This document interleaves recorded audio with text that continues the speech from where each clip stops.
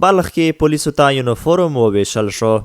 د بلخ ولایت په مرکز مزار شریف ښار کې د اسلامي امارت د مشرتابه شیخ ملا هبت الله اخونزاده په امر د بلخ امنیه قمندانۍ له لوري په لومړي پړاو کې د مزار شریف ښار د امنیتي حوزو او دولتي ارګانونو په 3000 پولیسو باندې تور رنګه یونیفورم وویشل شو.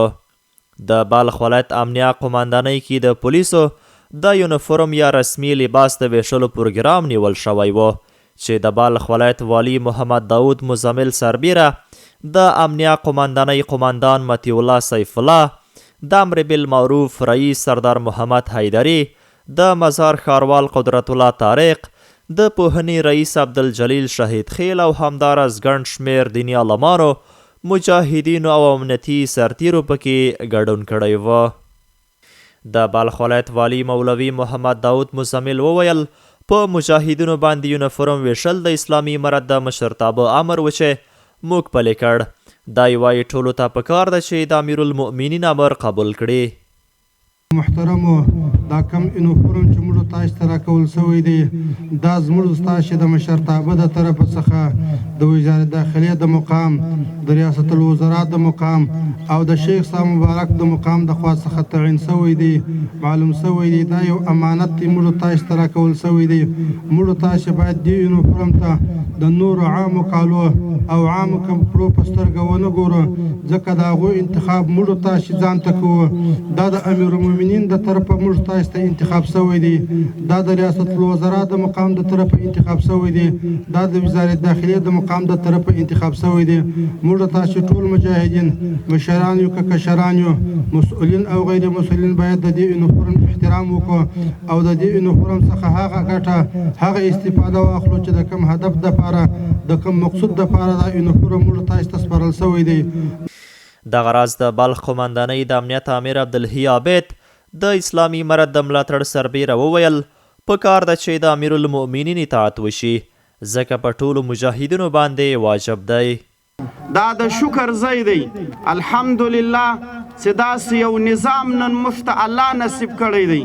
که موږ قسم په دې باندې وخورو چې په والله چې په خطه د ځمکه کې نن د مسلمانانو په هغه ټولنه کې داسې یو نظام وجود او شتون نه لري، نو موږ به په خپل هغه قسم کې حانس نسو. بالکل په ټوله خطه د هغه مسلمانانو کې نن داسې نظام نسته. دا د شکر ځای دی. پکار دی الله ته بار بار په سجده سو چې پروردګاره ستا ډېر شاکر یو چې په خطه د ځمکه کې دی موږ د داسې یو ښایسته سپېڅلي نظام نه هغه برخورداره کړو. د بلخ امنیه قمندانۍ ویان محمد آصف وزیري وایي د ولس په غوښتنه باندې په لومړي پړاو کې په 3000 ښاري پولیسو باندې یونیفورم وویشل شو او له دې وروسته به دغه لړۍ په ولسوالۍ کې هم پیل شي. تقریبا از وزارت داخله با قماندانی امنیه ولایت بلخ با تعداد بیشتر از 3000 نیروهای پلیس یونیفرم آمده و این دو راوند تنظیم میشه که در راوند اول با حوزات شهری شهر مزار شریف و همچنان با ولسوالی همجوار شهر مزار شریف که ولسوالی نهر شهید و دهدادی و همچنان بلخ و شولگر است. در راوند اول با اینها یونیفرم توزیع شده و در راوند دوم با ولسوالی که دوردست قرار داره به اونها توزیع میشه. تقریبا بیشتر از 3000 نیروهای امنیتی ما یونیفرم رسیده. ان شاء الله بعد از این تمام نیروهای امنیتی ما ملبس با یونیفرم در چک پوینت ها و در وظایف 24 ساعته خود حاضر می باشند. بیشتر خواهش مردم بود و الحمدلله بعد از این تشویشایی که مردم در راسته شناسایی نیروهای امنیتی ما داشت و این مشکل رفع شده. بعد از اینکه نیروهای امنیتی ما به خاطر دستگیری مجرم میره، به خاطر گرفتاری میره و بعد در چک پوینت استاد میشه، اونها ملبس با یونیفرم خواهد بود و بعد از این به هیچ نیروهای امنیتی ما اجازه نمیدیم که اونها بدون یونیفرم با تلاشی برن، با در چک پوینت استاد شون و همچنان به خاطر گرفتاری برون و هر کسی که از یونیفرم سرپیچی میکنه، تخلفات یونیفرم انجام میده، اونها طبق قانون پلیس مجازات میشه. په ورته مهال په یونیفرم سمبال مجاهدین خوښ دي او وایي چې دا د زعیم امر دی او دوی به پر ځان تطبیقوي. لله الحمد، موږ نن ډېر خوشحاله یو. نن د امنیه قمنداني کې د یونیفرم مراسمو موږ ډېر خوشحاله یاستو. یونیفورم توزیع شو، مجلس وشو، د امیر المؤمنین اطاعت ده، د مشرانو اطاعت ده. موږ دې ته ژمن یاستو، ژمن به وو. همیش دپاره د امیرانو اطاعت موږ کوو. موږ دې ته ډېر خوشحاله یاستو. دغه کوم مشکلات چې په ولس کې پیدا کیږي، ښار کې پیدا کیږي، الحمدلله د نظامیانو د ملکیانو فرق به وشي او دا مشکلات به حل شي. نظامی او ملکی فرق وشي، انشاءالله مشکلات ټول حل کیږي. په همدې حال کې یو شمېر مجاهدین د دغې پروسې هرکلی کوي. د دوی په خبره پولیس د یونیفورم په درلودلو سره خلک د ملکی او نظامی ترمنځ تفکیک او توپیر کولی شي او مهمه خبره دا ده چې منظم کیږي.